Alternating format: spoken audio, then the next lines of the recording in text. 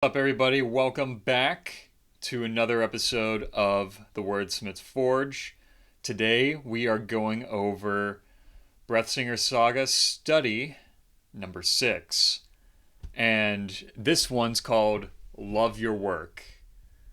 And so on this one, I'm going to cover one of my favorite chapters I've written in this book. It was the funnest one, and you'll see why.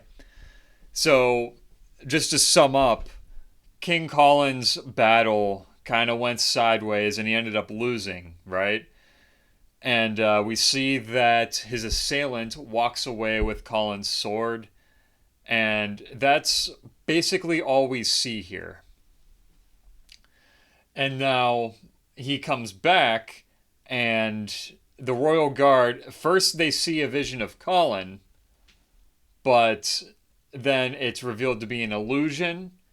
The assailant is revealed, and the Royal Guard basically takes on the task of subduing him, which they fail, right? Because King Colin was presumed to be more powerful than the Royal Guard. This guy overpowered Colin, so naturally we would see he would also overpower the Guard. And he also took them by surprise. And so we see the men desperately trying to fight him off, and one by one they get knocked aside, incapacitated, and eventually he takes on one of the junior guards, Bevan, and he surprisingly puts up the greatest fight for being the most junior of the guards. And he actually even manages to land a hit almost on the assailant, but the man's superhuman strength once again is demonstrated, and he eventually floors Colin, or not Colin, Bevan as well. And so the man eventually makes his way out of the spire and out through the castle. And this is where Raven, the final Royal Guard, comes in. And Raven has a lot of personality quirks about him. And one of the most prominent is that he clearly loves his work, right? So we see that he's not even really concerned about the king. He doesn't care that much about people and what's going. He cares mostly about what's going on. He cares about, relative to him, he cares about his mission, which is to basically pick him off with his bow and arrow. And he's very good at what he does. And as soon as he experiences difficulty, he gets excited. It's a challenge, right? And so he just keeps going at it more and more, and he finally nicks him just a little bit, but he gets away. And Raven sees this as a failure because he didn't reach his goal, but he still loved it in the moment, getting to that point, right? And so there's one particular thing I wanted to highlight here, because Raven's really archetypal in the sense where he represents the kind of like workaholic mentality where like it's all about his job, it's all about his mission, and nothing else matters. And I kind of exaggerate that here, where let me see if I can find it. So we have Maxwell the Sealant who's running out. And this paragraph says, "Then, almost right on cue, the squirrely Sealant came rushing out of the spire, tripping over his robe on the way. Raven would have laughed, but laughter would throw off his aim." And so he's so focused on what he's doing that he literally just shuts off his human side, right? And there's a real temptation for men to do that, where, well, everyone has a temptation to do that, where you're so engrossed in what you're doing that you forget to be human, right? Where in the engineering world, I experience this a lot because there's a lot of stuff that goes into designing a building and like answering questions and dealing with problems as they come up. It's very easy to kind of dissociate as a person and just focus on the task at hand, which to a degree is necessary, right? Like you can't always be focused on what people are thinking and feeling while you're trying to get a job done, right? Like you need to do your job. But at the same time, it's it's funny with engineers to a degree because a lot of times it can be kind of robotic and they have a hard time shutting it off. Like even at home, they'll just point out problems with things and try to fix them. I know I'm guilty of this, right? You you're always in that mission mode where you're always trying to fix something or you're always trying to improve upon something, which it's not always your job to do that. And but yeah, it's really easy when you get into that mode where it's like you're a robot. You're not thinking about other people as people, you're thinking about them as like nodes in a network or like worker bees, machines. And we see that with Raven. He literally calls the Sealants in his name, or sorry, in his mind, in Raven's mind, Maxwell's name is Annoying Robe Guy. Because he's only looking at Maxwell in terms of how he relates to him, right? He only sees the aspect of Maxwell where he's annoying to Raven and he wears a robe. That's it. That's all he is to Raven.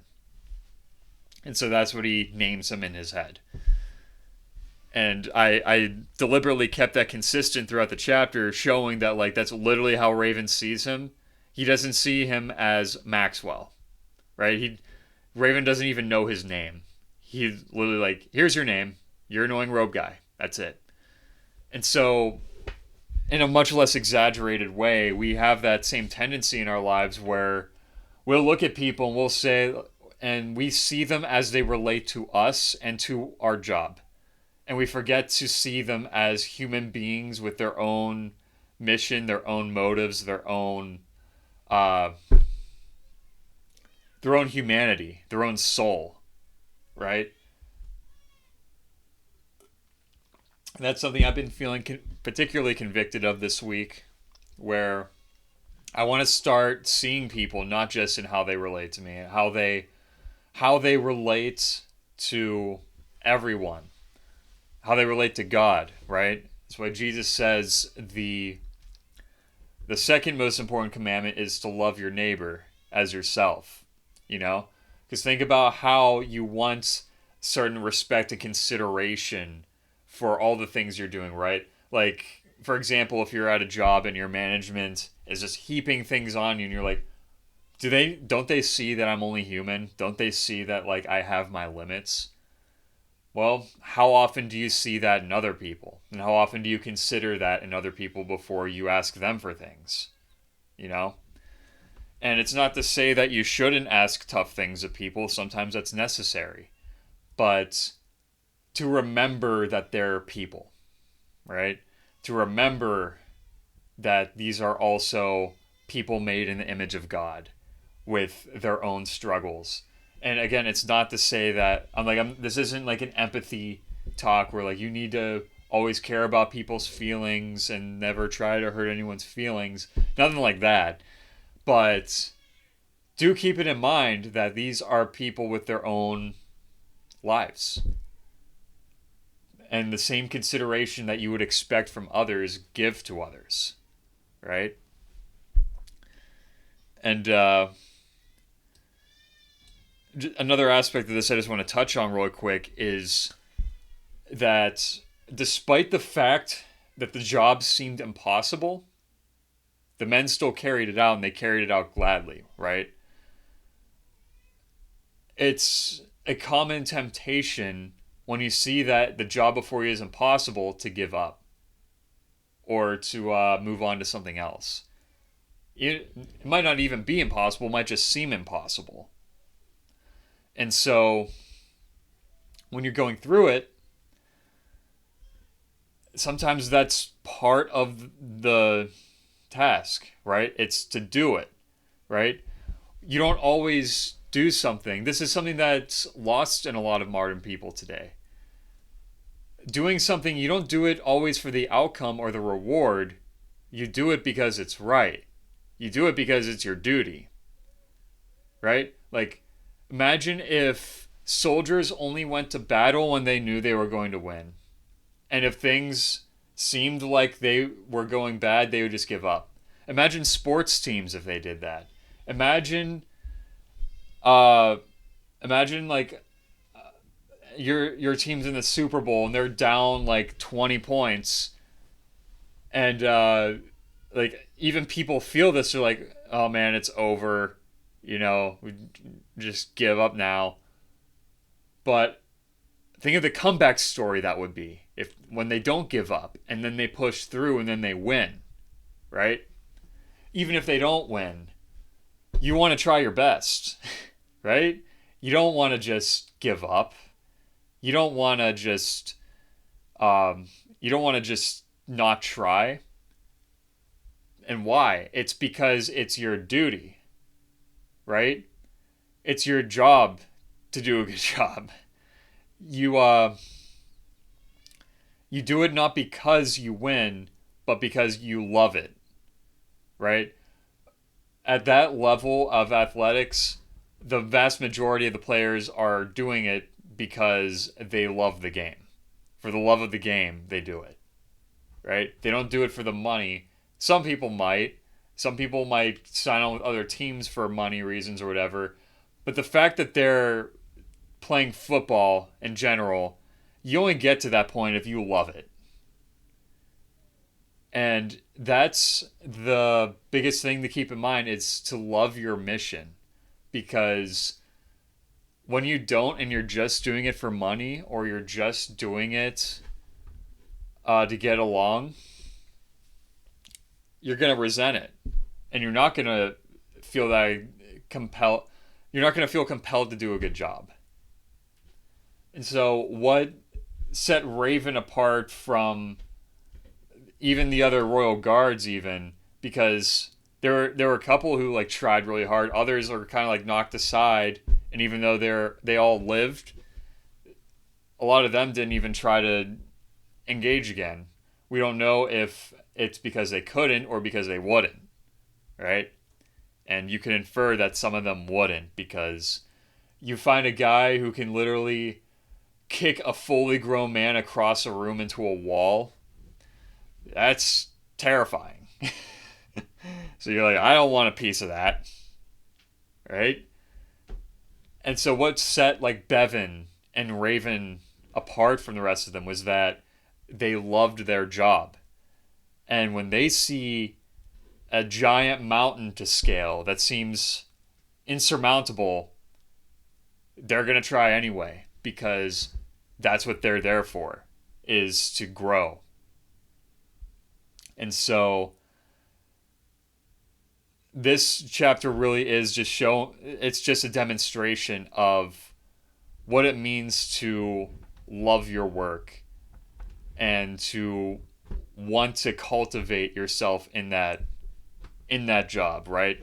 I think of the very first job a man was ever given, the Garden of Eden. Adam was given a garden to tend, and he was called to cultivate it, to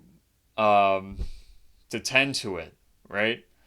And to replenish the earth, right? Be fruitful and multiply. So it was not only meant to just be there in Eden, but also to extend out. And that's kind of what our mission is today, to tend to our own gardens, to bring forth the kingdom of God in our own lives. And the only way we can do that, because the odds are insurmountable. We're in a spiritual battle where it seems like there's so much evil in the world, there's so much injustice, and there's so much suffering. But we're called to do this anyway because we love God. And it's our love of God that will carry us through it. Just like the love of Raven's mission is what helped him face this man, and he even got a good hit in, right? It wasn't for nothing. But we're called to do the same thing in our lives because of our love of God and our love of neighbor. So that even when things seem impossible, we still do our best anyway, and a lot of times God reveals to us just exactly what's possible, because anything is possible with God. And that's going to be it for this one. Till next time, take care and God bless.